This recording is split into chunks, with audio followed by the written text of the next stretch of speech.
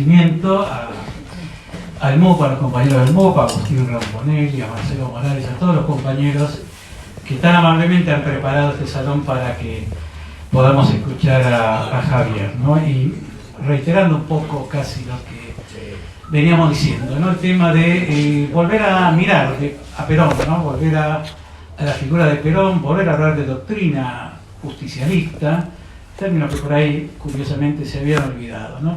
Y para mí es una gran alegría traerlo a Javier acá, ¿no? Yo hace años leí el libro que escribió el último Perón, 40 años después, hace 10 años los escribió, pasaron 10 años, y a mí me resultó muy esclarecedor este libro, ¿no? En un momento donde había una mirada sobre los 70, ¿no? Había muchos libros que se habían escrito sobre la década del 70, una década vertiginosa, muy interesante, con muchas controversias, ¿no? Y a veces la figura de Perón aparecía un poco desdibujada, ¿no? Había imágenes instaladas, como que Perón estaba un poco viejo, como que se había vuelto un poco facho, unas cosas así, que Javier en el libro se encarga de ir analizando y rebatiendo con una argumentación para mí impecable. Entonces, este es el sentido de volver a la figura de Perón, volver a leer a Perón. Uno se podría preguntar, en este siglo XXI, 50 años después, si tiene sentido volver a Perón en la época del TikTok, en la época de los reels, de los cortos, de la comunicación fragmentaria, donde parece que el discurso político es un conjunto de TikTok de frases, ¿no? Y corremos el riesgo de que transformar el peronismo en eso, ¿no? Yo creo que no solo es necesario volver a Perón, sino que es urgente volver a Perón. En tiempos donde un presidente dice que la justicia social es una aberración y nadie le contesta nada, ¿no? Es urgente volver a Perón y volver a estos principios que siguen vigentes en su esencia revolucionaria. La verdad es que volver a Perón a veces algunos lo discuten, ¿no? Hernán Brienza dice que no hay que decir volver a Perón porque Perón siempre estaba actualizado, siempre estaba en el tiempo presente. Yo hoy estaría hablando de otras cosas, ¿no? Pero en los principios eso siempre, ¿no? Cuando Perón vuelve, hace poco tiempo, 21 de junio de 1973, hace un discurso donde ordena un poco después de su vuelta tumultuosa y dice: somos los que las 20 verdades peronistas dicen que somos. No hay nuevas banderas, y esto lo saben los viejos peronistas y lo saben nuestros jóvenes que levantan nuestras banderas revolucionarias.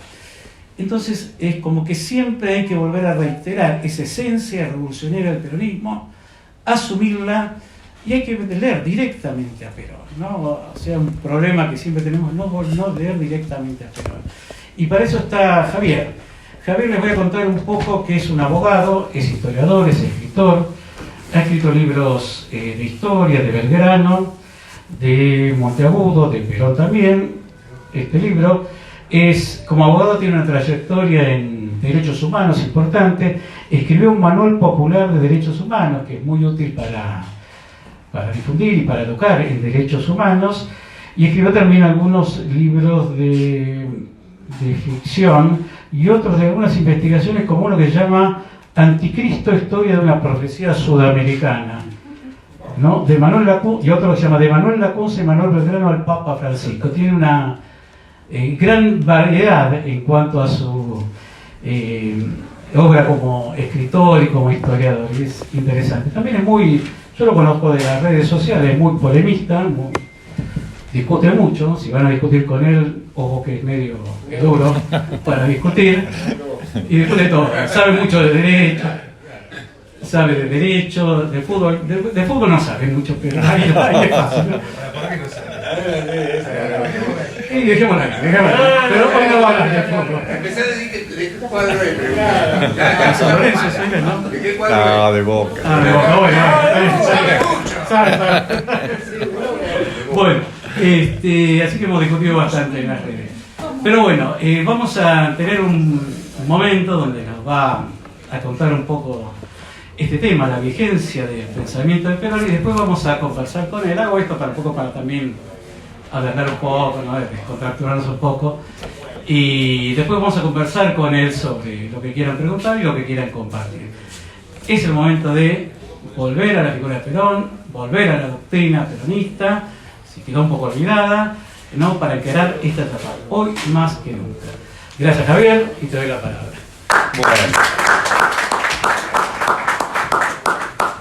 Bueno, muchísimas gracias. Desde ya les agradezco a mis compañeros aquí en la mesa, a Luis, a las autoridades del partido, a los concejales presentes, a todos ustedes. Venir un día que hace bastante frío a una charla, les agradezco muchísimo y creo que es muy importante, que este tipo de actividades son importantes, que es importante que discutamos, que debatamos y que analicemos de cara al futuro, pero teniendo en cuenta el pasado, que creo que es bastante glorioso, no es para menospreciar. Y una de las cuestiones que estamos sufriendo todos los días y que a mí ya me ha cansado, me ha hartado, es escuchar constantemente a las autoridades máximas de la República, a los medios de comunicación y a los periodistas diciendo una y otra vez todo el tiempo que la decadencia de Argentina es culpa del peronismo. Y esto a mí ya me cansó. Entonces nosotros no podemos permanecer indiferentes, tenemos que salir a dar el debate, porque es mentira, todo eso es una gran mentira. Primero escuchamos a Macri en el año 2015 y ya anteriormente empezó a instalar que la decadencia de la Argentina databa de 70 años, es decir, cuando uno hacía la cuenta era 1945, sería el 17 de octubre, ahí empezó para Macri la decadencia, ¿no? No cuenta los años en que él como el grupo al que él pertenece como con su padre, el grupo económico, estuvieron haciendo negociados con el Estado a troche y moche y se enriquecieron a partir del Estado que ahora denigran, y con diferentes gobiernos. Esos gobiernos no los cuenta, él solo habla del peronismo.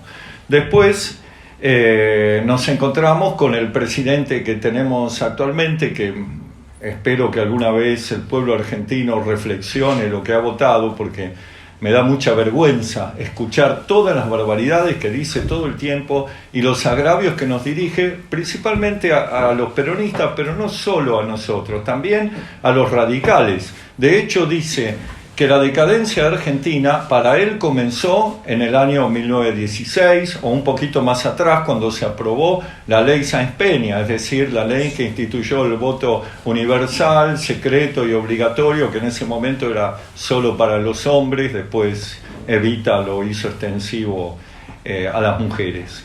Entonces parece que el problema fue que el pueblo votó, y a partir de ahí, según estos señores, comenzó la decadencia.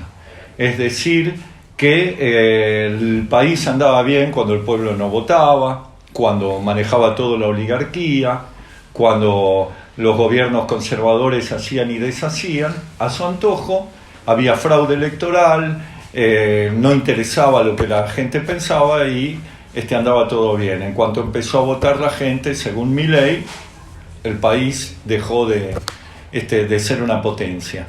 Y escuchamos decir todo esto y parece que no respondemos, que estamos como atónitos, como que esta derrota electoral nos dejó tan mal que ni siquiera reaccionamos a estos agravios.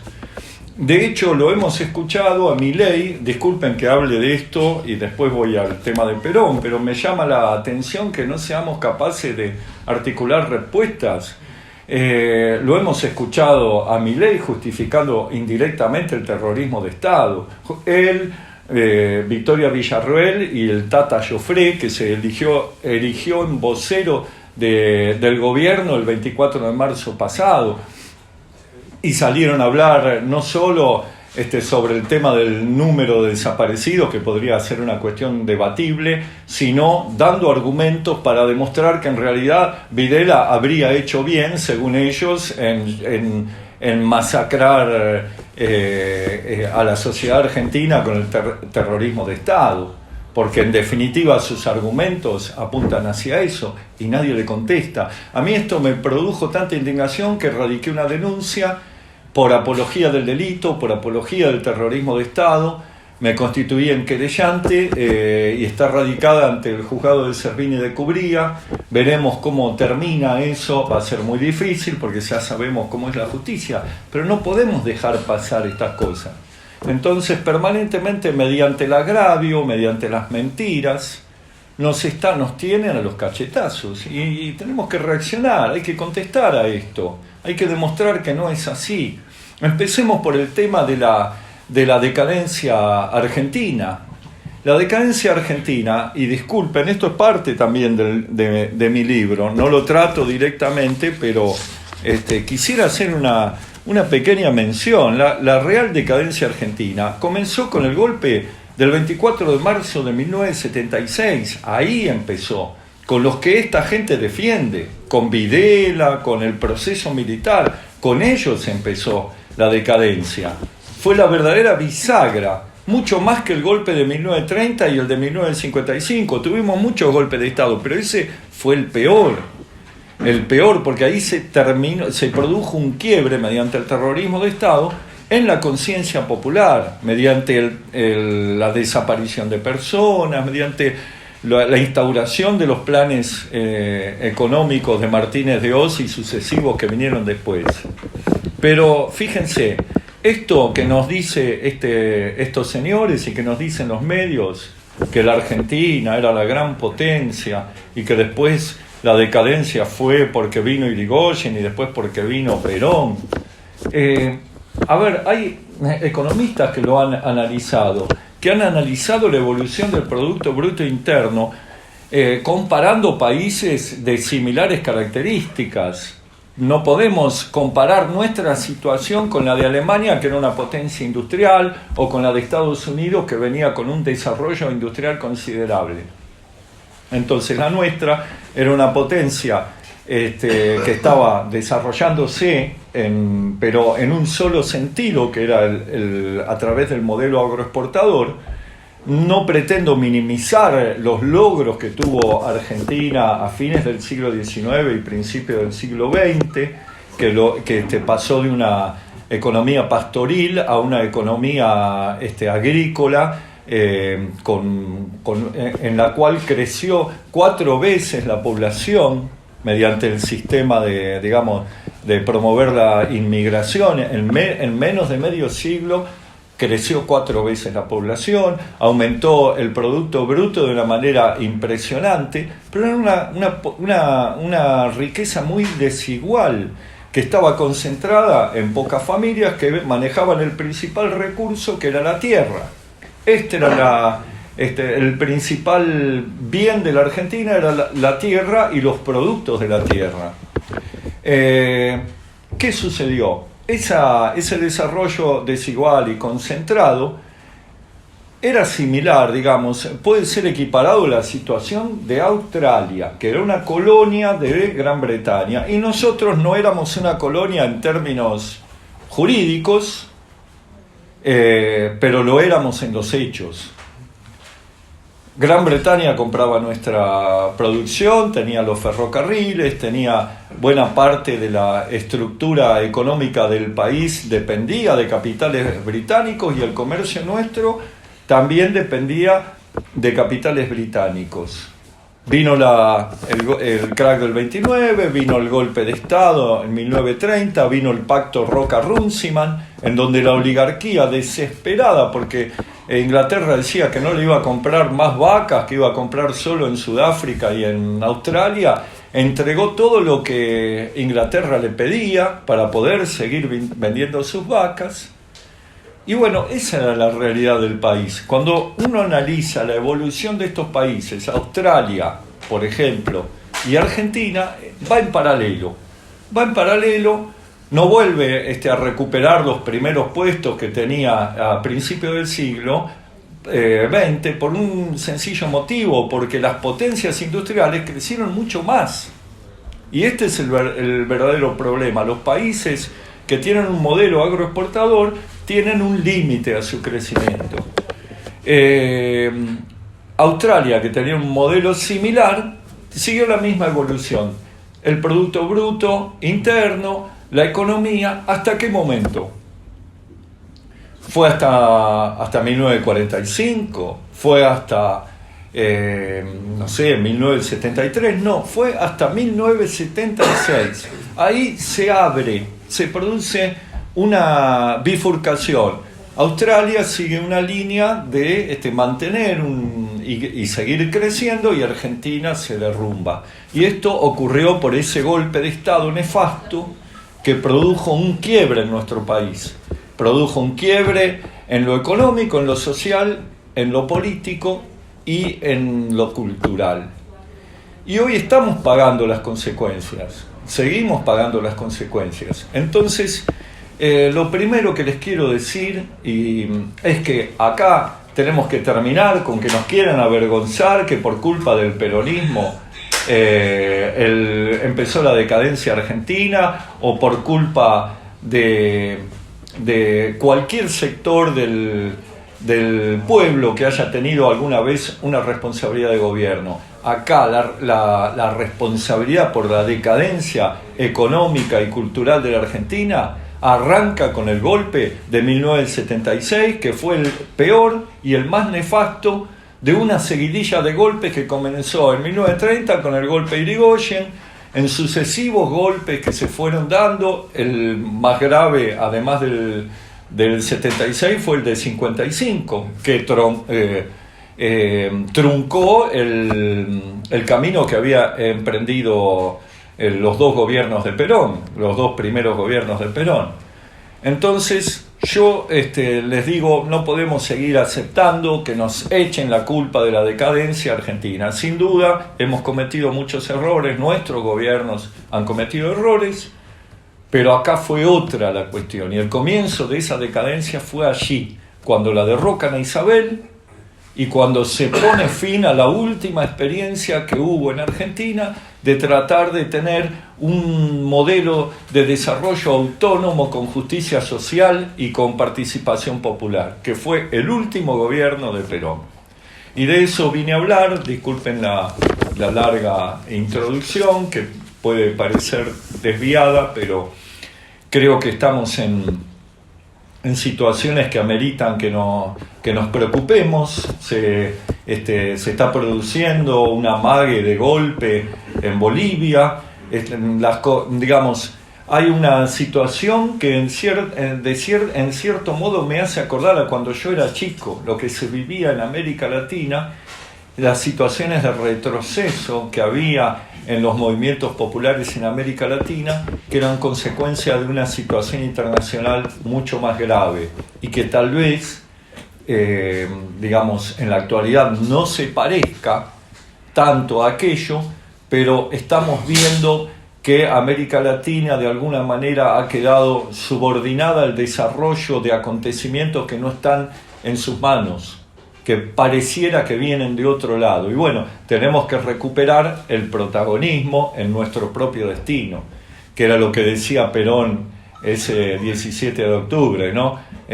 Ser protagonistas de nuestra propia historia, no que la hagan otros. Y bueno, el gobierno de Perón, del último Perón, ha sido muy criticado, ha sido muy atacado, ha sido muy cuestionado, y muchas veces nos hemos dejado llevar por esas críticas, hemos pensado que tal vez era cierto lo que se decía, y a mí me hacía ruido esto, porque yo era chico cuando murió Perón, tenía 10 años, recuerdo algunas cosas de aquella época, pero ciertamente veía un país que no es el que nos han querido transmitir en el relato que se hizo a posteriori, en donde había violencia política, sí, pero también había una situación en la cual en poco tiempo, después de 18 años de exilio, de estar proscripto 17 años el peronismo, a partir del 25 de mayo de 1973, primero con Cámpora, después con los que lo sucedieron, hasta que luego Perón toma el poder, toma el gobierno por circunstancias que después, si quieren, las discutiremos. En ese gobierno que se inició el 25 de mayo de 1973, de repente se empezó a revertir la tendencia de pérdida de poder adquisitivo de los salarios, por ejemplo. Se empezó a recuperar la participación del asalariado en el Producto Bruto Interno, es decir, que volvió a haber una mejor redistribución de la riqueza en forma paulatina, como ahora vamos a ver. Empezó a aumentar las exportaciones de todo tipo de la Argentina, pero principalmente porque Perón impulsó que se abrieran las exportaciones hacia países que en ese momento con los cuales Argentina no comerciaba porque eran comunistas. Y la doctrina de las fronteras ideológicas que impuso Estados Unidos decía, no, acá solo hay que comerciar entre los países del mundo libre, con los comunistas no, porque son el diablo. Entonces Argentina se estaba autolimitando por una cuestión geopolítica que a nosotros no nos hacía ningún bien. Comenzó a crecer, comenzó a frenarse la inflación. Perón siempre decía, y esto lo digo en este momento tal vez con cierto pesar, porque durante mucho tiempo tuvimos en el peronismo muchos dirigentes post-dictadura, digamos, que sostenían la falacia de que un poco de inflación está bien, que un poco de déficit fiscal todos los países tienen, y que la inflación no es nada por mientras el país crezca. Bueno, Perón no pensaba así, empecemos por ahí. No es que él fuera un abanderado del déficit fiscal, pero sí de cuidar el gasto, de gastar en lo que es necesario. A veces, si hay que gastar mucho, es cuando hay que forma parte de un plan que tiene en mira el desarrollo del país, pero no gastar por gastar ni que todo gasto esté bien.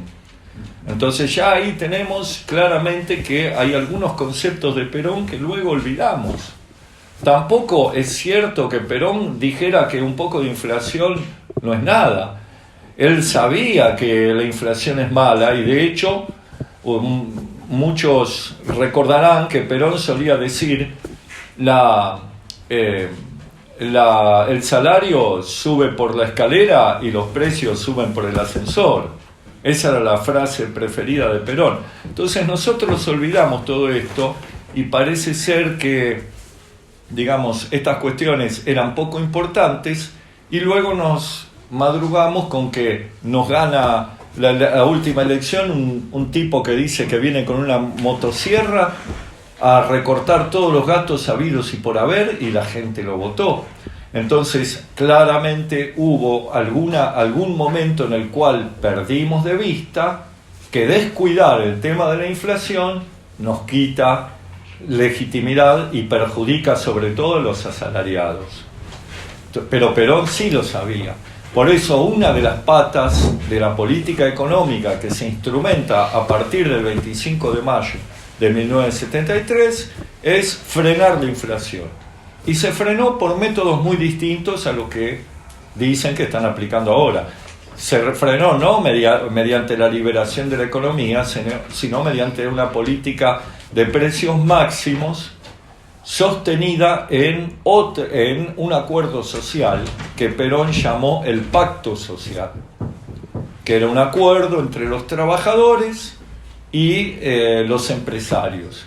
Por supuesto que los empresarios llegaron a ese acuerdo no porque ellos quisieran, sino porque la situación política los obligó y porque de hecho estaban profundamente atemorizados frente a un nuevo gobierno peronista que se veía como el único posible en ese momento, y para evitar males mayores aceptaron someterse al pacto social, sabiendo que de otra manera el país iba a entrar en una vorágine impredecible y que podían ser los principales perjudicados. De hecho, en una oportunidad, el ministro de Economía de Perón, José Gelbar, que era un hombre que venía del Partido Comunista, cuarto grado de Polonia. Claro. Helvar, un tipo en el cual Perón tenía mucha confianza, porque Perón no andaba eligiendo a sus colaboradores porque decían que eran peronistas o porque le mostraran un currículum político. Lo que le interesaba era que fueran buenos, que fueran eficaces en lo que hacían.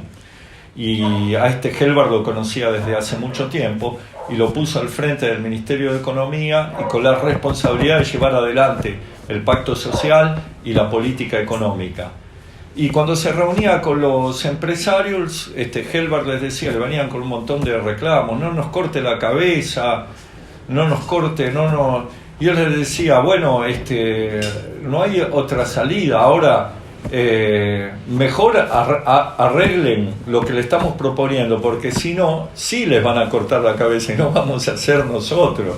Pero bueno, esas discusiones resultaban, siempre existieron. Pero en ese momento el prestigio y la autoridad de Perón y la fuerza política que tenía le permitían imponer, no imponer por la fuerza, pero digamos persuadir a los distintos sectores de la vida económica de la Argentina de tirar todos para el mismo lado. Y no es que él se engañaba y pensaba que los empresarios eran buenos. Él tenía una organización afín, que era la Confederación General Económica, que nucleaba pequeños y medianos empresarios, que la dirigía José Bergelbar. Pero por otro lado estaba la Unión Industrial Argentina, que por supuesto era extremadamente antiperonista, y de la cual Perón decía: en la Unión Industrial Argentina, que no es unión, ni es industrial, ni es argentina. Pero bueno, terminó sentándose a firmar el pacto social, a suscribirlo y a apoyarlo. Entonces había toda una estrategia. En esa estrategia, y es parte del gran legado que nos dejó Perón, de este último Perón, el que fue tan criticado y denostado, era una estrategia de unidad nacional. Y me van a permitir que les explique por qué. ¿Por qué en ese momento Perón deja de lado las políticas anteriores que habían caracterizado sus primeros dos gobiernos en cuanto al tema de la confrontación política?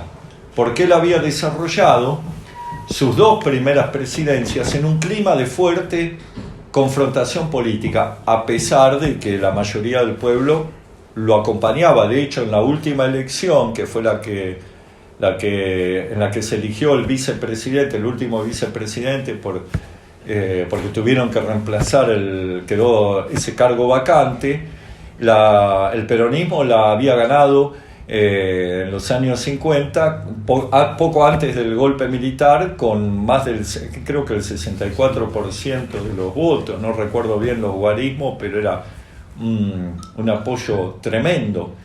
Y ese apoyo se daba en una sociedad muy fragmentada entre peronismo y antiperonismo, en donde Perón no ahorraba su capacidad de confrontar, porque era muy duro en ese momento con sus adversarios. Pero bueno, vino el golpe de Estado en 1955, Perón estuvo mucho tiempo en el exilio y comenzó a reflexionar que tal vez el camino de la confrontación perpetua no era tan útil. A mí me contó un señor cuando presenté este libro, no recuerdo dónde, pero había un señor que era un periodista que había estado en España y que lo había conocido y tratado a Perón durante muchos años, que una vez fueron a ver el monumento del Valle de los Caídos que hizo erigir Franco con trabajo esclavo de los propios prisioneros republicanos. Sí. Claro, después lo convirtió en el mausoleo de él, ahora lo sacaron de ahí. Bueno, es un monumento enorme, gigantesco, y Perón lo miró y de alguna manera se sintió conmovido, ¿no? Porque representaba a todas las víctimas de la guerra civil. Y lo tomó a este hombre del brazo y le dijo: mire, le voy a decir una cosa, la política no vale ni un muerte, no ya 1 millón de muertos. Tal vez lo dijo para justificarse, porque a él le criticaban que cuando lo derrocaron en 1955 no opuso resistencia, se fue, podría haberse resistido, podría haber presentado batalla, pero él decía, hay un video que anda circulando allí donde que lo habrán visto tal vez por YouTube. Le preguntan a Perón sobre esto y dice, no, porque yo tendría que haberlos atacado, que esto, que el otro. Pero ese no es el pensamiento profundo de Perón, ¿eh? Lo que en otras oportunidades se manifestó de otra manera. Y una de ellas es lo que menciona este hombre, que no me acuerdo el apellido, y dijo, la política no vale un solo muerto, y acá murieron 1 millón de personas. En España murieron 1 millón de personas. Entonces, lo que vemos ante todo en Perón emerger... ¿El COVID era de eso? Puede ser, puede ser. Puede ser, no lo recuerdo si fue él o fue otro, pero era alguien que residía en España, Sí, sí. Entonces seguramente era él. Siempre tenía Sí. ida y vuelta en España. Claro, no acá, sí. Bueno, incluso escribió textos muy interesantes sobre Perón. Bueno, la cuestión No es... era peronista. No, pero le tenía mucho respeto y bueno, además lo había conocido en circunstancias muy particulares. Entonces, cuando vuelve al país, cuando se emprende este tercer y último gobierno de Perón, que empieza siendo un gobierno de Cámpora, porque Perón no quería ser el candidato a presidente, más allá de que existía una cláusula que teóricamente lo proscribía, pero que si él hubiera hecho presión podría haber obligado a la dictadura, a la NUCE a permitirle participar en las elecciones, pero en realidad él ya era muy grande, tenía 80 años, aunque dicen que tenía 78, pero en realidad hay estudios más recientes sobre la fecha de nacimiento de Perón y parece que nació 2 años antes de lo que figura en la partida de nacimiento que circulaba. Entonces, era un hombre de 80 años, un hombre grande. Eso no, después veremos sobre su salud mental y su capacidad, que es otro tema que también se utilizó para denigrarlo. Lo cierto es que los médicos le habían dicho, poco antes de volver él al país, sus médicos en España le habían dicho que él tenía un cuadro cardíaco severo. Había tenido paros cardíacos, lo habían tenido que atender por infarto, y eso nunca se dijo, eso se mantuvo en secreto, pero los médicos lo conocían. Habla de todo esto Tayana, el padre del Tayana que ustedes conocen, que era el médico personal junto con Cosio de Perón. Cuentan que ellos se sorprendieron mucho al enterarse, al hablar con los médicos que trataban a Perón en España, y que ellos no lo sabían, de que había tenido un cuadro cardíaco muy grave y que le habían dicho que si asumía el gobierno le quedaban solo 6 meses de vida, que no iba a poder resistir el trajín de un gobierno. Bueno, en estas circunstancias aparece por un lado que Perón no quería ser presidente y por el otro que su salud, una cuestión médica, tampoco lo aconsejaba. Entonces decide impulsar la candidatura de Cámpora, que era un hombre de mucha confianza de él, un viejo dirigente del peronismo, que le era absolutamente leal. Pero luego ocurrieron una serie de cuestiones que lo forzaron prácticamente a exigirle a Cámpora la renuncia y hacer una nueva convocatoria de elecciones, en donde no tuvo más remedio que presentarse él, porque el plan originario de Perón era que otros gobernaran y él ser una especie de embajador itinerante, sobre todo para tratar de gestionar algo que era una vieja obsesión de Perón, que era la unidad latinoamericana. Ya en sus primeros gobiernos había hablado insistentemente sobre el tema de la unidad latinoamericana, De hecho, en los años 50 había impulsado el ABC.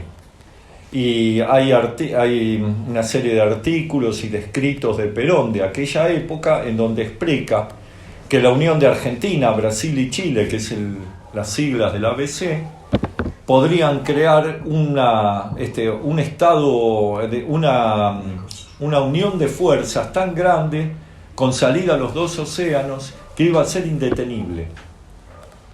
Y decía que ese era el verdadero y único reaseguro para poder sobrevivir a las apetencias hegemónicas de las potencias centrales. Entonces él ya en los años 40, en los años 50, planteaba que primero Argentina, Brasil y Chile tenían que unificarse. Estaba Getúlio, no en un solo país, pero sí en una coalición. Estaba Getúlio Vargas en Brasil, que era amigo de él. Estaba Ibáñez en Chile, con el cual tenía muy buena relación. Entonces existían las condiciones para eso.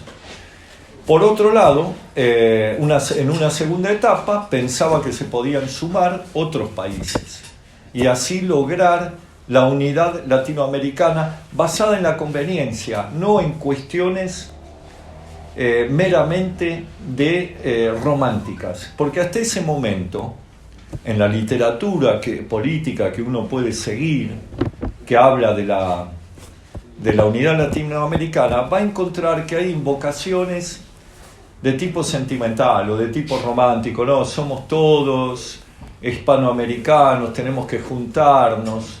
Y Perón no es que negaba eso, pero decía que no se podía hacer, que la única manera de concretarlo era que hubiera intereses, que los intereses mutuos fueran tan grandes que todo el mundo entendiera que nos convenía estar juntos, que había que trazar la unión latinoamericana, había que hacerla por abajo, a través de los pueblos y a través de las organizaciones sindicales y a través de los lazos económicos. Entonces, si un gobierno después no quería ser parte de esa unión, se iba a encontrar con que no tenía otra alternativa que aceptarla.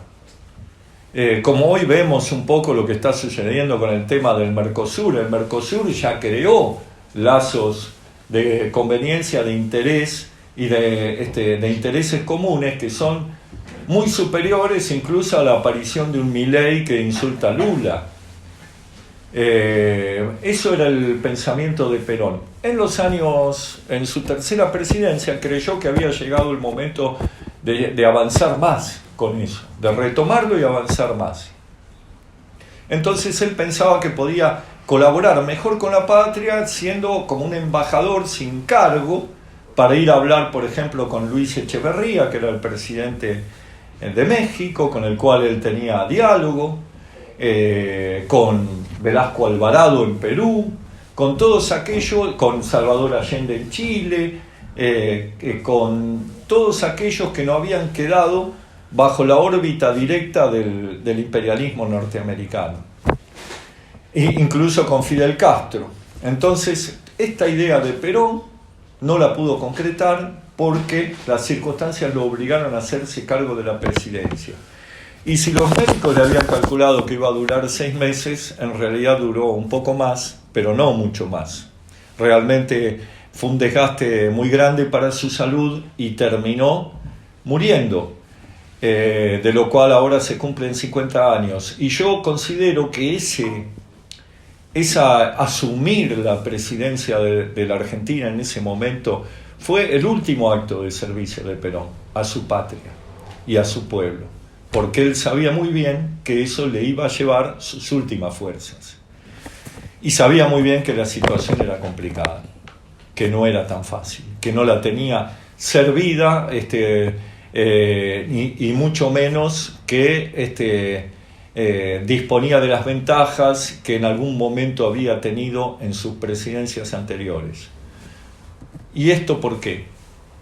Porque, por un lado, las Fuerzas Armadas, de las que él había sido parte y conducción en su momento, que tenían un componente nacional en la época en que Perón llega al gobierno por primera vez, ese componente nacional ya había quedado relegado a su mínima expresión y había sido reemplazado por los sectores liberales del ejército, que con distintos nombres, algunos se llamaban profesionalistas, otros adoptaban distintas denominaciones, pero en realidad eran unas fuerzas armadas que se habían convertido, por obra de los Estados Unidos y de la doctrina de seguridad nacional que impartía Estados Unidos desde la Escuela de las Américas a los militares latinoamericanos, se habían convertido, como el propio Perón lo dijo, en fuerzas de ocupación de sus propios países.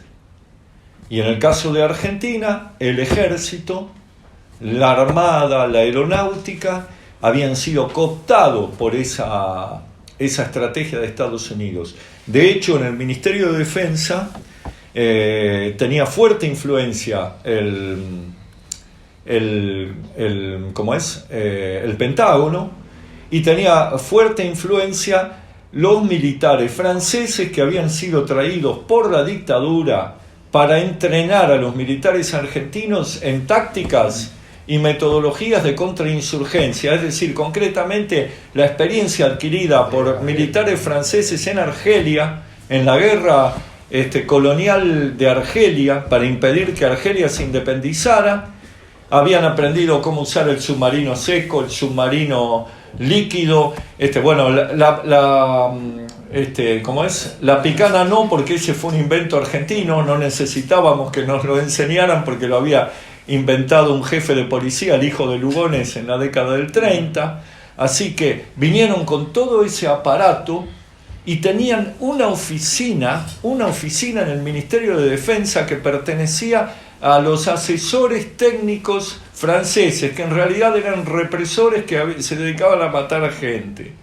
Y una de las primeras medidas que toma el gobierno peronista de aquellos años fue expulsarlos y cerrar esa oficina que existía en el Ministerio de Defensa de la Argentina. Bueno, un poco para hacer un marco más general, ¿por qué, con qué cuadro se encuentra Perón y por qué se ve obligado a asumir la presidencia? Se encuentra en un mundo dividido y en medio de la Guerra Fría. Así como hoy tenemos una sucesión de guerras en Ucrania, en Israel, la competencia entre China y Estados Unidos, toda esta situación internacional que indirectamente o directamente nos afecta también, que hasta influye en el aumento de los precios. En ese momento la Guerra Fría marcaba toda la política mundial. Era la gran confrontación entre la potencia imperial capitalista, que era Estados Unidos, y la Unión Soviética, que se habían repartido el mundo. Esto lo denunció muchas veces Perón en la conferencia de Yalta. Habían dicho, decía Perón, en Yalta se sentaron, por un lado Stalin, por el otro Roosevelt y Churchill, el imperio anglo-yanqui, y dijeron, esto es para mí, esto es para vos. Entonces todo el que sacaba el pie del plato de eso podía ser reprimido con la anuencia o el silencio de la otra parte. Y de hecho eso sucedió en Centroamérica, donde hubo repetidos golpes de Estado, y en toda América golpes de Estado, donde Estados Unidos hizo valer su hegemonía, y también ocurrió en Europa del Este a través de por ejemplo, en Hungría o en Checoslovaquia, donde la Unión Soviética, por la fuerza militar, impidió que se constituyeran gobiernos disidentes. Se habían dividido en Berlín en 4. Claro, Berlín estuvo dividido en 4, después quedó dividido en 2, pero en definitiva era parte del reparto. Alemania estaba dividida en 2. Bueno, el mundo estaba dividido así. En esa Guerra Fría ellos no se atacaban porque tenían las bombas nucleares, la bomba de hidrógeno, pero lo que hacían era hacer pelear a otros o librar esa guerra en territorios de otros. Y de hecho en América Latina ocurrió parte de eso. Y en Argentina en particular ocurrió parte de eso en los años 70. Es decir, hubo estos sectores represivos que fueron organizados y dirigidos por Estados Unidos y que luego darían el golpe de Estado a Isabel, y del otro lado hubo sectores que abrazaron la lucha armada, que eran entrenados en Alemania Oriental o en Cuba, y que respondían muchas veces a directivas geopolíticas cubanas, que estaban influenciadas por la Unión Soviética, y que libraban su propia guerra en territorio argentino. Que esto vamos a ver que fue parte de lo que generó una gran desestabilización durante el gobierno de Perón. Una desestabilización que terminó con el golpe de Estado. En ese marco general, Perón decía, Argentina va a ser comida por los imperialismos, por uno, por otro, por ambos. Entonces, ¿cómo hacemos para mantener un país independiente? Para eso necesitamos tener el mayor grado de unidad posible. Acá no podemos estar peleando, yo no me puedo estar peleando con Balbín. A Balbín lo conozco bien, es un viejo camandulero, pero no me puedo estar peleando. Lo tengo que tener de mi lado, por lo menos arreglando algunas cosas, estando de acuerdo en algunas cosas generales, porque más allá de que no le gustara a Balbín, también tenía patriotismo, no era un cipayo. Más allá de que fuera gorila, ¿no? No era Rodrigo de Claro. Loredo. Más allá de que fuera gorila, tenía cierto patriotismo con el cual podía arreglar Perón y otros dirigentes en el mismo sentido. Entonces dijo, vamos a hacer una política de unidad nacional, vamos a juntar a todos los partidos democráticos populares que quieren la democracia, que quieren a la Argentina, y dejamos a un lado a las dictaduras. En ese momento era la NUCE, pero a todos los que tuvieran una inclinación autoritaria, a eso los dejamos afuera. Y nos concentramos en armar un gran frente de las fuerzas políticas. ¿Para qué? Para unificar a la Argentina. Porque si la Argentina sigue dividida, los imperialismos nos van a comer. Entonces, esta es la primera cuestión. Primera estrategia, una estrategia interna. Segunda estrategia, a nivel internacional. Vamos por la unidad latinoamericana de nuevo. Vamos a buscar con quién nos podemos unir.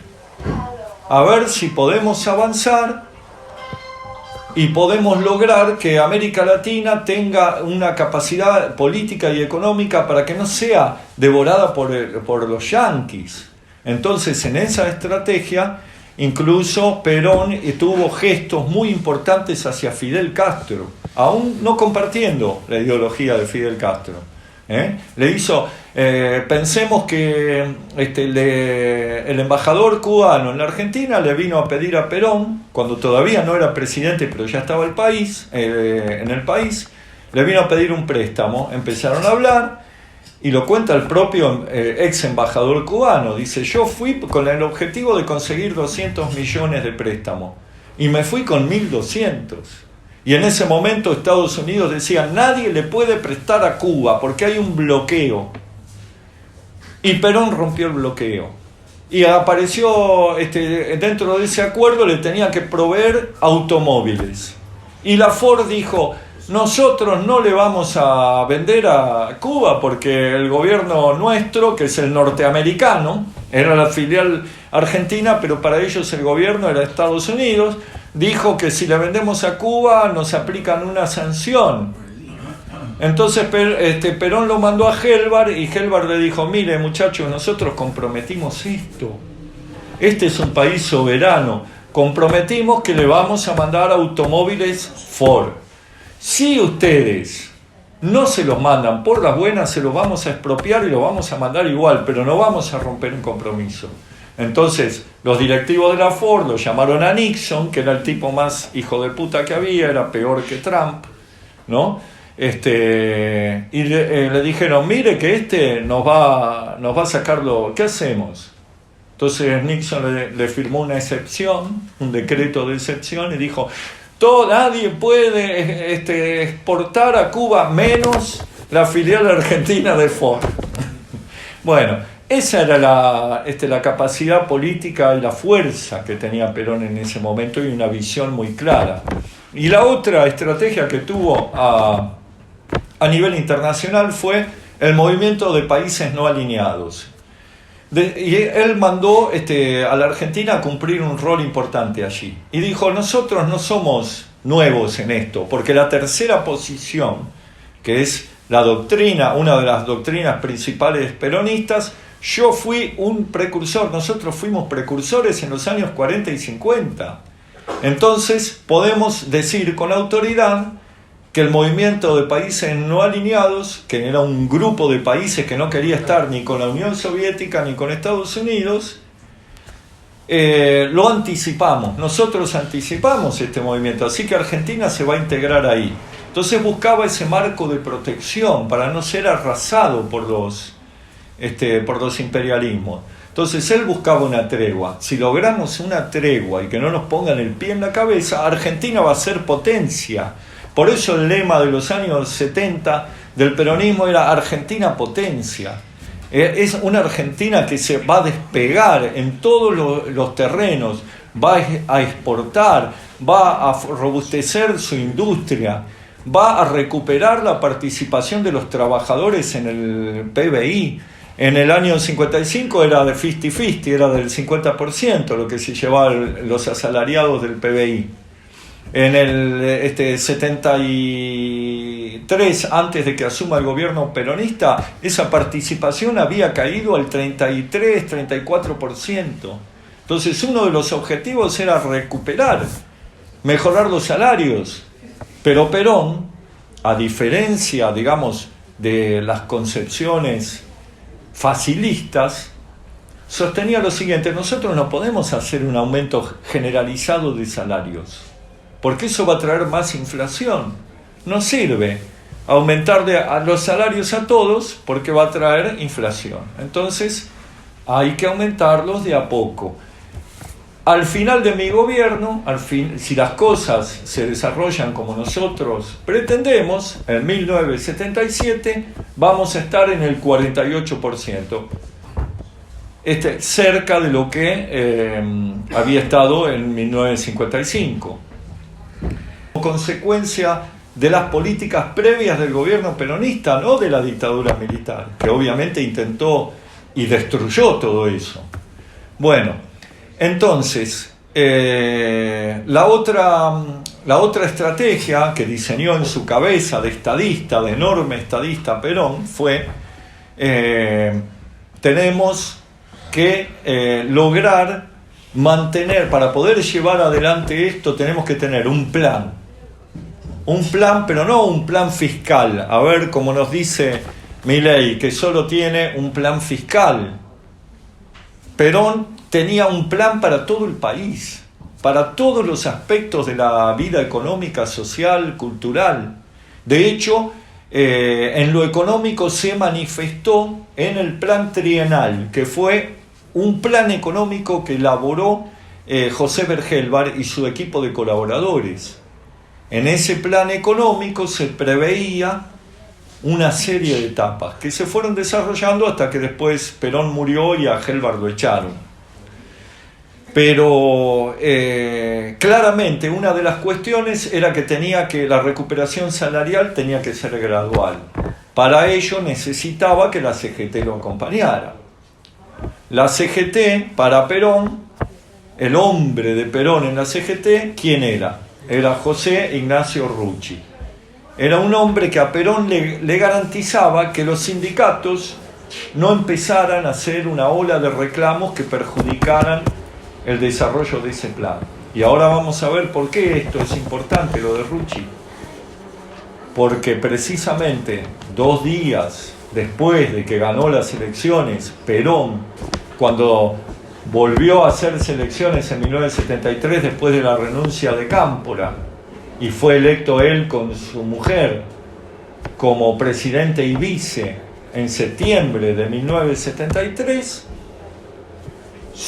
el porcentaje fue del 62% de los votos, y a los 2 días un comando constituido por gente proveniente de la FARC, que se había integrado a Montoneros, lo mató a Rucci en un atentado salvaje e inexplicable. Bueno, entonces ahí empezamos a ver algo que muchas veces hemos visto lamentablemente, que dentro del propio movimiento popular y dentro del propio peronismo aparece gente que en lugar de acompañar pone palos en la rueda, y no solo eso, comete crímenes, comete atentados y empieza a desatar una ola de violencia política que le fue muy perjudicial al gobierno de Perón y a todos los argentinos. Entonces, acá tenemos, tenemos por un lado una estrategia de un hombre que piensa en el mundo, que piensa cómo Argentina se para en ese mundo, cómo puede desarrollarse, qué políticas tiene que llevar adelante, y por el otro, un país en el cual están actuando fuerzas. Esas fuerzas responden tal vez a intereses que están fuera de nuestra frontera y que procuran por todos los medios desestabilizar ese gobierno. Y este es el drama, este fue el tremendo drama de los años 70.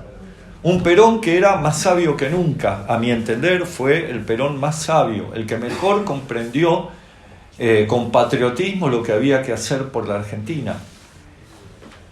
Y un grupo de, digamos, un peronismo que en ese momento no estaba a la altura, y un país que tal vez no quería entender porque había operaciones de toda índole. Entonces teníamos sectores del peronismo que se lanzaron a una violenta pelea interna que terminaba todos los días con muertes en la calle. Y por otro lado teníamos las Fuerzas Armadas que fingían acatar la institucionalidad, pero que en realidad estaban esperando el momento para poder dar el golpe de Estado. Perón advirtió muchas veces de esto, no lo escucharon. Hubo muchachos que hoy son considerados héroes por algunos, que se dedicaron sistemáticamente, y lo digo porque hay muchos jóvenes que no conocen esta historia, que no les pudran la cabeza. En los años 70, los sectores que hoy algunos reivindican como héroes, en realidad se dedicaron a combatir a Perón. Entonces yo escucho tengo muchos amigos montoneros, he militado con ellos, les tengo aprecio, son tipos bárbaros, pero la conducción de Montonero fue nefasta, que no nos engañen con eso. Se dedicaron a disputarle la conducción a Perón, creían que ellos podían reemplazar a Perón, que Perón era un viejo choto, que lo podían correr y que ellos iban a quedarse con el movimiento peronista de prepo. Y bueno, lamentablemente en su ceguera no vieron lo que Perón les dijo muchas veces, que no nos pase, muchachos, que no nos vaya a pasar lo que le pasó a Salvador, se lo dijo antes de que pase. En septiembre del año 73 se reúne con representantes de sectores juveniles del peronismo, Perón no recuerdo si fue en Gaspar Campos. En Gaspar Campos. Se reúne allí y les dice... No fue en Gaspar. A ver, si ustedes se recuerdan bien. Fue en la quinta residencial de Olivo. Correcto. Muy bien. Muy bien. No, con sectores que también estaban los diputados, pero eran los demás sectores que separó a los montoneros, no le todo. Hace mucho tiempo que no escucho a ningún disertante con la claridad, objetividad y verdad de la década del 70. Le agradezco mucho haber venido.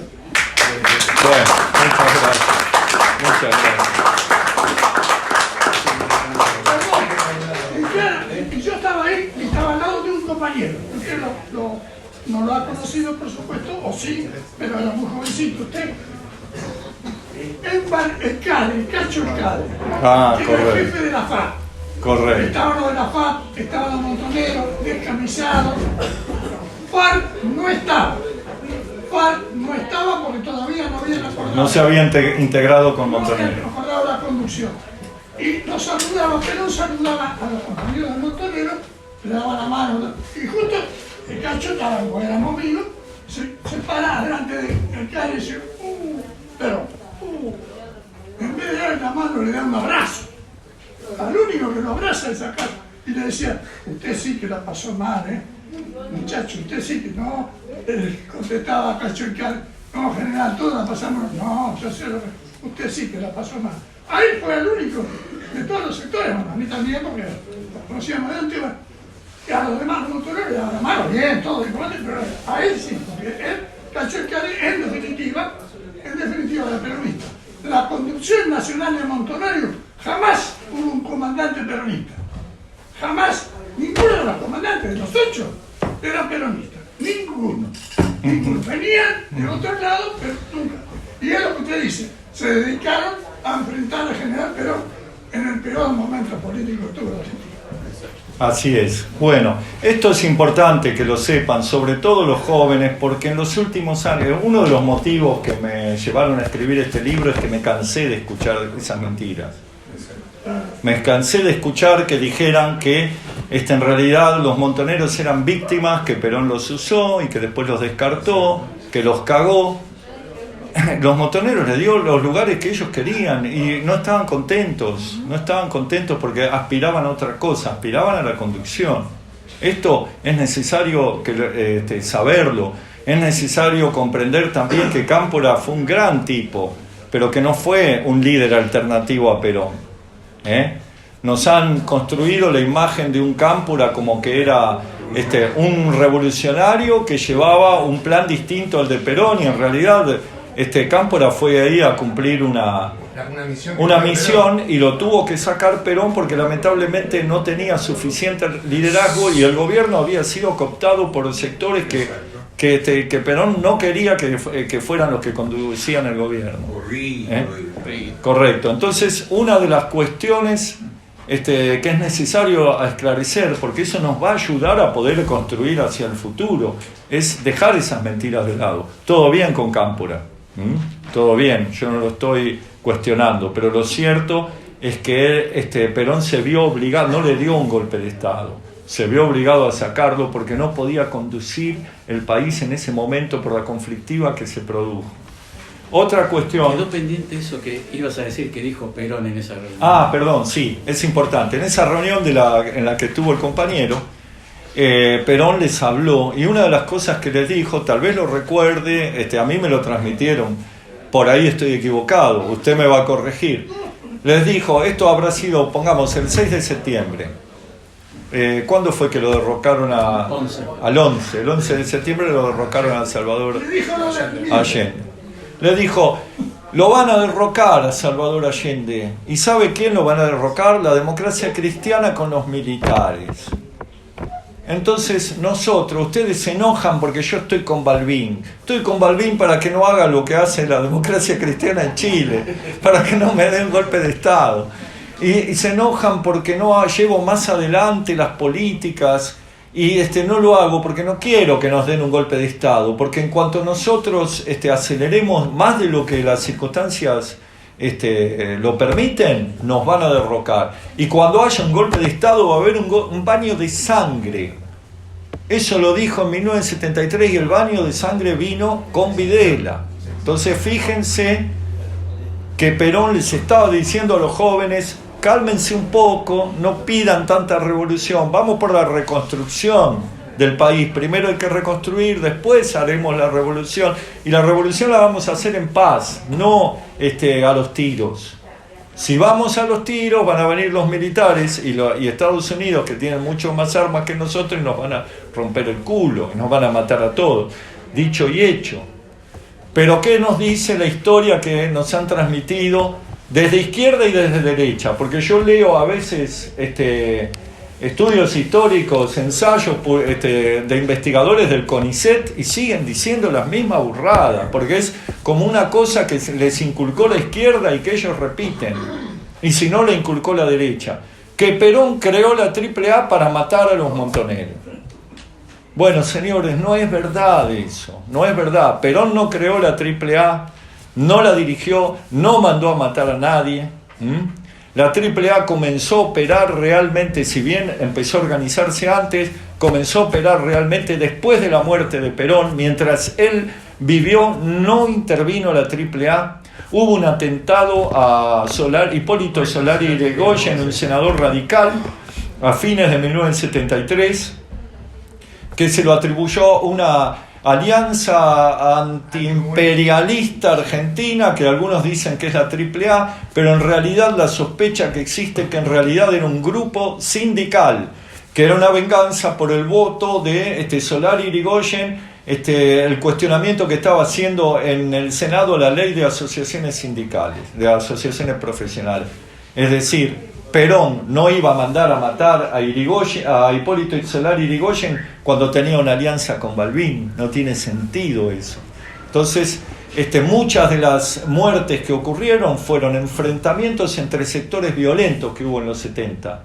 Y en el caso particular de la AAA, esta no operó mientras Perón vivió. Yo lo puedo discutir con quien quiera, pero nos quieren presentar, si uno escucha a Tata Joffre, a este basura que salió, o lee sus libros, va a decir que Perón en realidad fue el que organizó la represión ilegal, que hizo un documento interno para los gobernadores donde mandaba matar a todos. Y yo leí el documento interno porque se hizo público.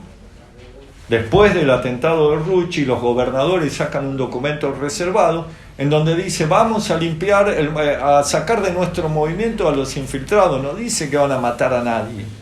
Entonces ya todo se cambia. Todo el objetivo de esa manipulación es, por el lado del Tata Joffre, es muy claro, reivindicar a Videla y decir, bueno, Videla mató porque siguió la obra de Perón, porque Perón tampoco los quería a estos tipos. ¿Me explico? Y por el otro lado están los montoneros y los del ERP. Toda gente, los militantes, los respeto mucho, pero vamos a decir la verdad de lo que fue en ese momento. Que jugaban a cuanto peor es mejor, cuanto peor mejor, que se pudra todo, que Perón se muera, que la derroquen a Isabel, vengan los milicos, nosotros hacemos la revolución como si fuera tan fácil. Tenían ese pensamiento. Y lo cierto es que le terminaron haciendo el juego al golpe de Estado. Le terminaron haciendo el juego al antiperonismo. Y bueno, en el caso del ERP eran antiperonistas. Los montoneros decían que eran peronistas, pero objetivamente se prendieron en esos movimientos.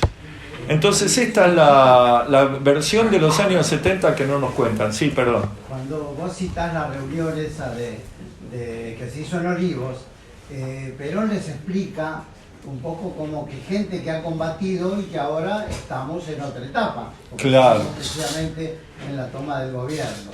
Y entonces Perón cita de la historia militar algo que se llamó Guerra de los Farrapos. Farrapo en portugués es harapiento, ¿no? Tiene que ver con Giuseppe Garibaldi, que un tiempo peleó en el sur de Brasil y después se va a Europa. Entonces eran un montón de soldados que habían combatido, pero que es muy difícil después pasarlos a otra etapa, claro, dejar de pelear y entender un proceso institucional. Por eso Perón les hace notar esa mención que por ahí uno no se acuerda, que era la Guerra de los Farrapos. Perón se lo explica de esa manera. Hay que imaginarse, y más para reforzar esta teoría, que Perón cambia una de las verdades peronistas, ¿no? Claro. Dice, un argentino no es mejor que otro argentino. O sea, se atreve a eso que para nosotros era, las 20 verdades son decir. Claro.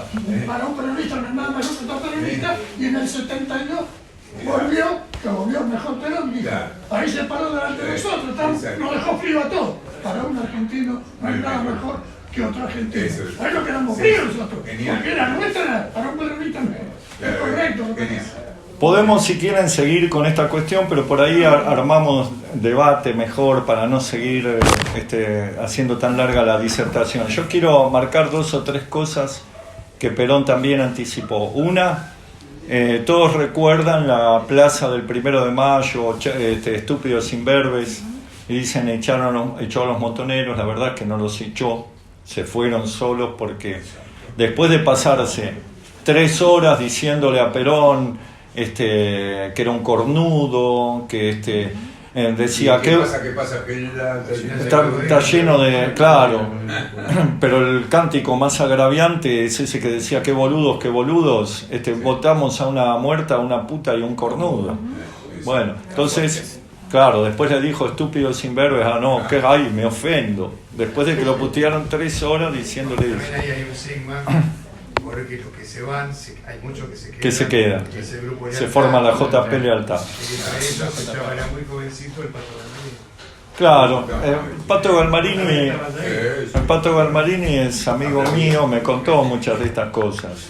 También vos necesitas el romanticismo. Gran compañero de Morome, gran compañero Sí, sí, del Pato. sí. Pero ¿sabe qué? La más revolucionaria es la pata. La pata. Ah, sí. Que lleva la metralleta. Sí.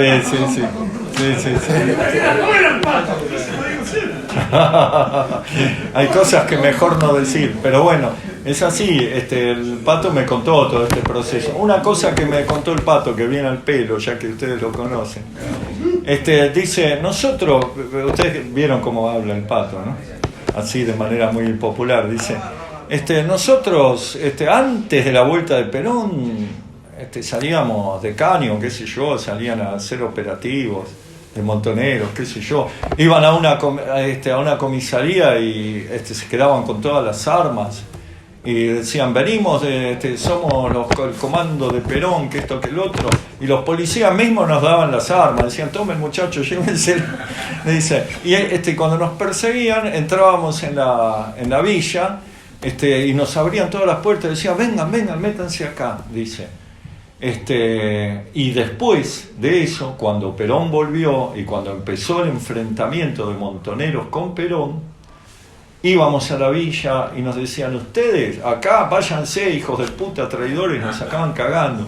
Y eso me lo contó el Pato Galmarini, pero ningún montonero lo cuenta.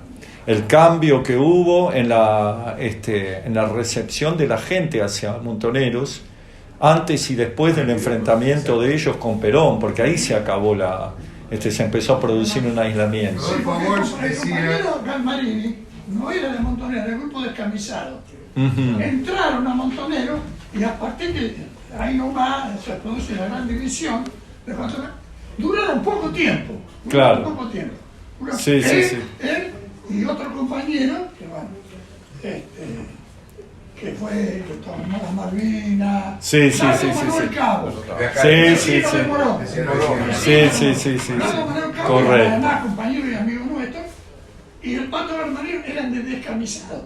No eran montoneros. Entraron a Montonero y después se fue y rápidamente afuera. Y le voy a contar algo más que no solo me lo ratificó Galmarini, si bien dice él que no estuvo en esa reunión, pero me lo contó un compañero que no sé si vive o no, pero que era de Jujuy, en ese momento pertenecía a la regional de la JP de Rosario.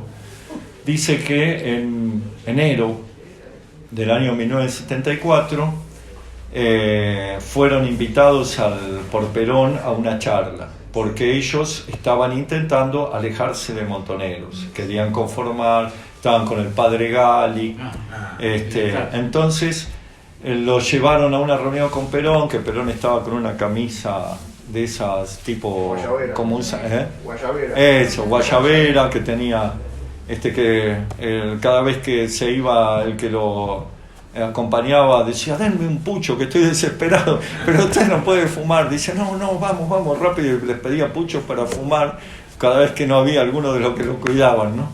Entonces dice que en esa oportunidad Perón les dijo que tenían que irse y ayudar a irse a todos los que pudieran de Montoneros, que había que vaciarlo. En ese momento alguien que no tengo en claro quién fue, le dijo a Perón, yo sé dónde viven, dónde se esconden, sé todo, si usted quiere voy y los hago mierda.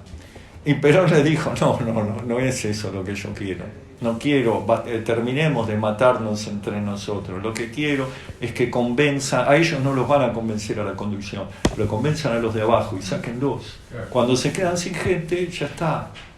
Entonces eso era parte de la estrategia que les encomendó, y es una de las cosas que yo entiendo muestran claramente que la intención de Perón no era andar liquidando a los que no lo obedecían. Para confirmar lo que usted acaba de decir, que no muchos lo saben, en ese tiempo Mario Duero Fernández era detenido a Vicente López. ya había problemas, Entonces no sabían, el jefe de policía era el general Miguel. Correcto. ¿Qué hago con este? Decía. Era Mario Eduardo Femerich. Orden de Perón, libérenlo inmediatamente, y lo liberaron. Corrobora lo que usted hizo. Perón jamás planteó una eliminación de nadie. Pero aparte, el plan de Perón para enfrentar a las organizaciones armadas era a través de la policía. En todo momento y a fin del año 1973 lo dice varias veces, este no es un problema militar, este es un problema delincuencial. Estas personas que cometen atentados son delincuentes y los vamos a perseguir con la ley y con la policía. Eso lo dijo Perón en repetidas oportunidades en el año fin del 73. Él no quería que intervenga el ejército, porque sabía que ese ejército y las Fuerzas Armadas estaban entrenados para hacer lo que después hicieron. Hay una observación, ¿no hay un quiebre por ahí en ese pensamiento de Perón con el copamiento de Azul? Cuando el ERP toma Azul, con la cantidad de bajas militares que estaban en un baile, digamos que ahí Perón da un discurso con el uniforme, creo que son los pocos discursos que da Perón en la televisión con el uniforme, digamos que dice, bueno, hasta acá llegamos con este quilombo. Entonces por ahí toman esta idea. Creo que el primer quiebre lo tiene Perón cuando le matan a Rucci. También estuvo la toma del regimiento de sanidad militar, que un muchacho amigo mío participó, que es Eduardo Anguita.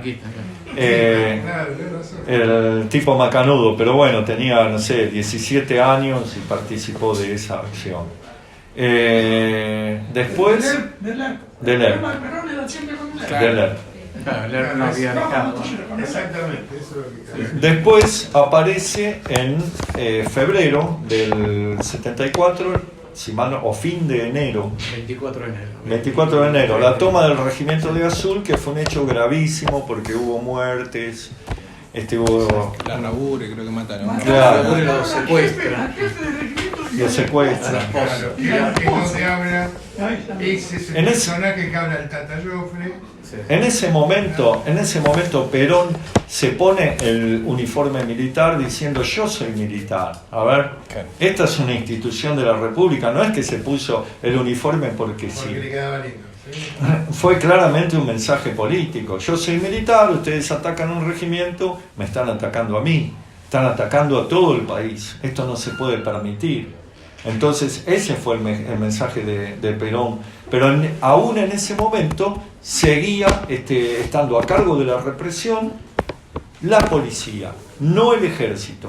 En ningún momento. Fue después de la muerte de él que se le dio intervención en el operativo Independencia en Tucumán con Abdel Vilas y compañía al ejército, donde hubo una orden expresa militar para combatir a la guerrilla en Tucumán, que es de donde se agarra el Tata Joffre y todo lo Videla y todas estas basuras para decir no, porque Perón lo había ordenado. Primero, Perón ya se había muerto. Segundo, la orden de dar intervención a las Fuerzas Armadas fue del gobierno de Isabel, no fue y no lo firmó ella, sino el senador nacional ítalo-argentino uno. Claro, correcto. Con el acuerdo del Senado. Correcto. Y digamos también que no nos pueden decir que esa orden fue ejecutada posteriormente por la dictadura, porque es una mentira, porque ya ellos son los que derrocaron al gobierno que emitió esa orden. Entonces, para respetarlo en su institucionalidad, eso no. Ahora, para matar gente sí decimos que somos subordinados y obedecemos. Bueno, en conclusión, yo no me quiero ir tanto por las ramas. Si quieren podemos hablar muchísimo. Una de las cuestiones que quiero resaltar de Perón, esto de la unidad nacional, esto de la estrategia de que acá hay que terminar con los enfrentamientos estériles, hay que tratar de tirar todo para el mismo carro. La idea del modelo argentino. La Argentina tiene que tener un modelo, un proyecto, porque sin proyecto no llega a ningún lado. Ese proyecto tiene que abarcar todos los aspectos de la vida económica, cultural, social de la Argentina. Y para elaborarlo no va a ser un genio, no voy a ser yo o el ministro de Economía, sino que tiene que ser todo el país, tiene que participar los empresarios, las iglesias, los sindicatos. Ese era el proceso que él quería iniciar del proyecto para el proyecto argentino, que se iba a plasmar en una reforma constitucional. Él quería hacer una reforma constitucional. Algunos dicen, ¿por qué no restauró la Constitución de 1949? Eso no era viable. Las condiciones ya no estaban dadas. Él quería reformar la Constitución y hacer una nueva, pero de ese momento, no del 1949. Y con la participación de todo el pueblo. Lamentablemente murió, esto lo anunció en su último discurso ante la Asamblea Legislativa el 1 de mayo, pero no se pudo concretar y nadie siguió con esa línea. Lo otro interesante es la posición de Perón en materia de medio ambiente. Él fue un precursor de la defensa ambiental.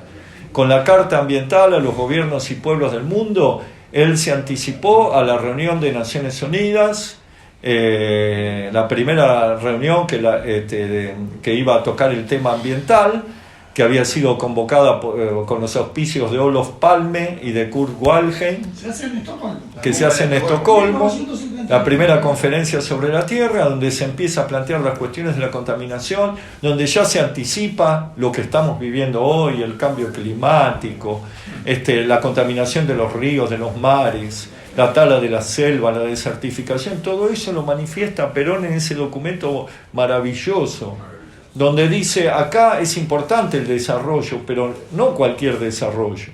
El desarrollo tiene que respetar al hombre y a la naturaleza.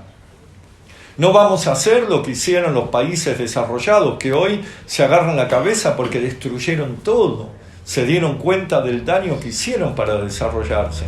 Entonces América Latina, que es uno de los pocos territorios que sigue teniendo bienes naturales importantes, tenemos que cuidarlo, porque van a venir los imperios del futuro a querer sacarnos todo. Y si nosotros no nos organizamos, decía Perón, ¿sabe qué? No van a ver, antes venían con las armaduras, con los cañones. Ahora nos van a controlar por teléfono, nos van a sacar los recursos por teléfono. Hoy lo están haciendo por los medios informáticos. Todo lo que anticipó Perón, si no nos organizamos, se iba a cumplir. Lamentablemente se cumplió. Otra cosa que anticipó Perón: el mundo va hacia la unidad total, va hacia el universalismo. No, las organizaciones humanas pasan por distintas etapas. Primero la tribu, la familia, después la tribu, después la aldea, después la ciudad-estado, después el Estado, después el imperio, después las naciones. Y cuando el Perón estaba en su primer gobierno era la etapa de las nacionalidades, pero él dice, ya en esta época, dice, ahora es la etapa del continentalismo. Se están uniendo los humanos por continente. Europa se está uniendo. Él previó que iba a constituirse la Unión Europea porque ya existía el mercado común europeo. Entonces él previó que América Latina se tenía que unir o la iban a descuartizar. Y previó también que va a haber una siguiente etapa, que es la del universalismo, que hoy llaman globalización. Entonces fíjense, hace 50 años lo decía, va a venir la globalización, no lo llamaba así, lo llamaba universalismo. Todos los pueblos van a estar unidos estrechamente por lazos comunicacionales, comerciales, etc. Y en ese momento esa unidad mundial o la hacen los imperios para su beneficio o la hacen los pueblos. Lamentablemente tenemos que decir que esa universalización o globalización la hicieron los imperios, porque no nos supimos organizar, porque lamentablemente gobiernos como los de Perón fueron arrasados en distintos lugares, se fueron golpeados. La sociedad nuestra fue domesticada con el terrorismo de Estado a partir de 1976 y no nos pudimos recuperar. Y se hicieron intentos, que yo no le reto mérito a los gobiernos peronistas posteriores, pero no pudieron recuperar. Tal vez las circunstancias históricas eran diferentes, pero tenemos que volver a mirar todo lo que pasó en esa época, volver a leer a Perón, volver a entender que muchas cosas pueden corresponder a realidades de otra época, pero hay cuestiones muy generales que siguen teniendo pleno vigor, porque pueden decir que Cristo murió hace, no lo quiero comparar con Cristo, ¿no? Pero murió hace 2000 años, pero sus enseñanzas siguen vigentes, y Perón murió hace 50 y las cosas que dijo siguen siendo de aplicación para la Argentina, y tenemos que volver la mirada a ellas, porque ahí está lo que nos va a salvar. Y tal vez aprender que cuando nos peleamos, como pasó en los años 70, después vienen los golpes de Estado, cuando nos peleamos como pasó en el gobierno de Fernández también, en otro nivel, ¿no? Sin la violencia, terminó viniendo este energúmeno. Y bueno, hay que ser más inteligentes, tenemos que aprender del pasado y seguramente no permitir que nos sigan diciendo que nosotros somos los culpables o que el peronismo es el culpable de la decadencia argentina, porque ellos son los culpables. Ellos son los que dieron los golpes de Estado. Ellos son los que siempre fundieron el país cuando tuvieron el poder y la posibilidad de manejar las políticas económicas. Entonces, lo que hizo el peronismo en sus mejores momentos, muchas veces se equivocó, pero en sus mejores momentos fue a favor de la patria, y eso nos llena de orgullo. No nos van a avergonzar más, no nos van a avergonzar más. Tenemos que salir a combatir este discurso que nos quieren vender todo el tiempo desde los medios de comunicación. Los culpables son ellos, no somos nosotros. Y nosotros vamos a recuperar el país cuando se termine esta experiencia nefasta que hoy tenemos gobernando. Bueno, nada más, les agradezco.